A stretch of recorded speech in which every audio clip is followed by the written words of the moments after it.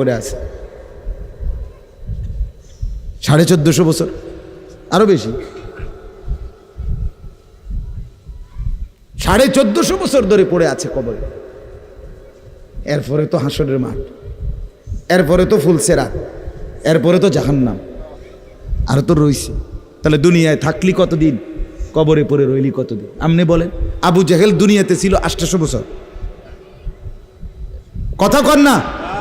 আবু লাহাব দুনিয়াতে জীবিত ছিল 900 বছর, তো কবরে আছে কত বছর? তো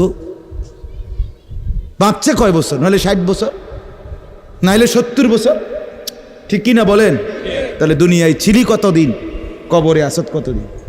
আচ্ছা, এই কথাই এখনই মনে হইল?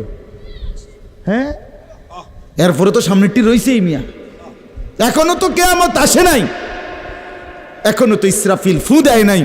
একবার ফু দিবে, সব কবরে যাবে, আবার ফু দিবে, হাসরের মাঠ কায়েম হবে। আবার হাসরের মাঠের একদিন, খোদার কসম এই কোরআনে আল্লাহ বলছে, হাসরের ময়দানের এখন একদিন, প্রতি একটা দিন কয় ঘন্টা? হাসরের একদিন আল্লাহ বলছে 50,000 বছর, 50,000 সানা, 50,000 বছর। হাসরের ময়দানের পুরা সময় না, একদিন, একদিন। পুরা হাসরের মাঠ কতদিন সেটা আল্লাহই জানে। প্রিয় বন্ধু আমার, নষ্ট হয়েন না।